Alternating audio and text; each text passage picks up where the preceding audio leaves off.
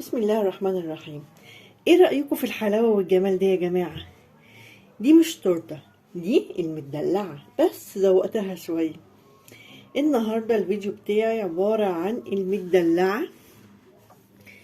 يعني شكلها تحفة وطعمها بقى خطير. انا لما بعملها يعني الصراحة عيالي بيتبلوا بيها، حلوة جدا جدا جدا.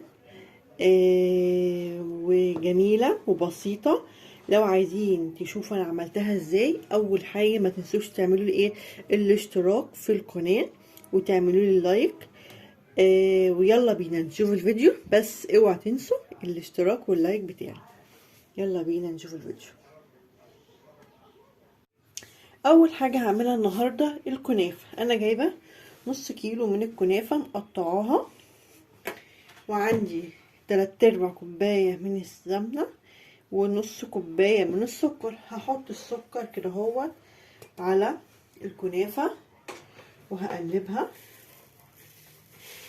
ماشي كده. طبعا الكنافة ديت لازم بالايد صراحة، يعني انا ما بقتنعش ان الكنافة تتعمل بمعلقة او بحاجة. ماشي. وهحط نص كوباية من السمنة، 3/4 كوباية من السمنة على الكنافة، وهجني بقى افرك في الكنافة لغاية ما تتشرب من، اجيب كده اي حته السمنه جوه لغايه ما تتشرب من السمنه. هجني كده افرك الكنافه مع السمنه وهرجع لكم تاني. انا كده فركت السمنه مع الكنافه حلو قوي. جايبه هنا صينيه بتاعتي هحط فيها مقدار كنافه كلها اهو. واهم حاجه في الكنافه ديت ان انا ادكها كويس قوي او اسويها حلو قوي، بمعنى ان انا هفردها كده اهو ماشي، وهجني اتك عليها كده اهو لغايه ما اسويها بالصينيه. بعد كده هدخلها الفرن وهرجع عشان نعمل مع بعض البسبوسه بتاعه المدلعه بتاعتنا. جبت هنا نص كيلو من السميد بتاع البسبوسه، هحط عليه معلقتين من السمنه البلدي قدامكم اهوت. دي علبة السمنة البلدي بتاعتي يا جماعة على فكرة اهيت، بعدين حلوين كده اهو كبار. وهقوم البسبوسة اساسها ايه زي ما قلت قبل كده، ان احنا نبس السمنة مع السميد حلو جدا. فانا هجنب بس السمنة مع السميد دوت يا جماعة لغاية ما السميد يتشرب من السمنة، وهرجع لكم نعمل ايه تاني. بعد ما بسيت السمنة، بصوا يا جماعه عامله ازاي، عامليه ازاي، بصوا. هحط نص كوبايه من السكر، واحط 1 بيكنج باودر. في ناس ما بتحطش بيكنج باودر، بس انا بحب احط عليها بيكنج باودر.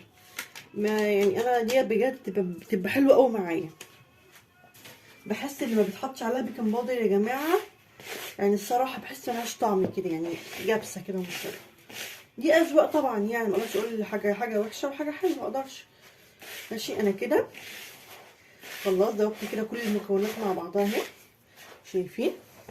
هقوم منزله عليها علبتين الزبادي،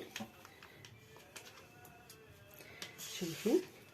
وبس كده هقوم اقلبها تقلبتين واحطها في الصينيه وادخلها الفرن. يبقى انا دلوقتي كل اللي انا هعمله ان انا هلفها لفتين بالزبادي لغايه ما تلم، وهقوم مدخلاها فردها في الصينيه نفس مقاس صينيه الكنافه ومدخلاها الفرن. وبعد بقى ما تطلع من الفرن هقول لكم هنعمل ايه في المدلعه. انا دلوقتي خرجت الكنافة من الفرن وسقيتها شربات، بصوا بقت طرية ازاي. وبرده طلعت البسبوسة هي من الفرن وسقيتها الشربات. كل اللي انا هعمله دلوقتي هقلب الكنافة بتاعتي في على طبق، على صينية، اي حاجة، وهجهز الكريم جانتيه وارجع لكم تاني. انا دلوقتي قلبت الكنافة اهيت على طبق وعملت الكريم جانتيه.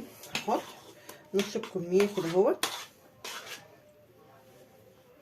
على الكنافة بجد يا جماعه المدلعه ديت بتاكليها بتروح في حته تانية، تحفه، فظيعه فظيعه بجد، فظيعه يعني. شايفين اهيت. ونخلي بالنا من السكر، نحاول نظبط السكر بتاعنا. انا ما حطيتش على الكريم جانتيه على فكره سكر، ليه بقى؟ عشان اخلي السكر بتاع المدلعه مظبوط. بس كده. هعمل بقى كل اللي انا هعمله، هحط البسبوسه فوق الكنافه. ورجعت لكم بعد ما حطيت البسبوسه على الكنافه اهي. شايفين؟ هعمل ايه بقى؟ هقوم حاطه بقيه الكريم جانتيه.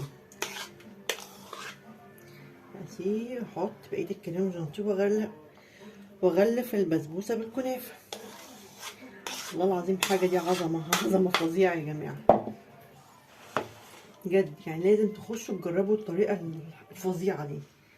يعني بجد اللي ما جربش المدلعه ديت فايته كتير.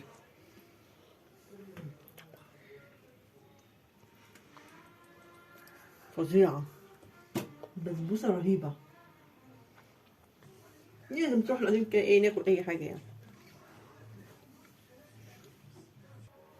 انا كده غلفت المدلعه بتاعتي. هعمل ايه؟ انا جايبه صوص كراميل المتحده، اقوم حاطاه فيها وافرده فيها. انا كده خلصت المدلعه بتاعتي. بعد ما حطيت صوص الكراميل، حطيت خطوط كراميل مع خطوط كريم جانتيه، وحطيت على الحروف كريم جانتيه برضو وكريسبيات كده دلعتها يعني. وده كان الشكل النهائي بتاعي. لو عجبكم الفيديو بقى هتعملوا ايه؟ ما تنسوش تعملوا لي لايك والاشتراك في القناه. والسلام عليكم ورحمه الله وبركاته.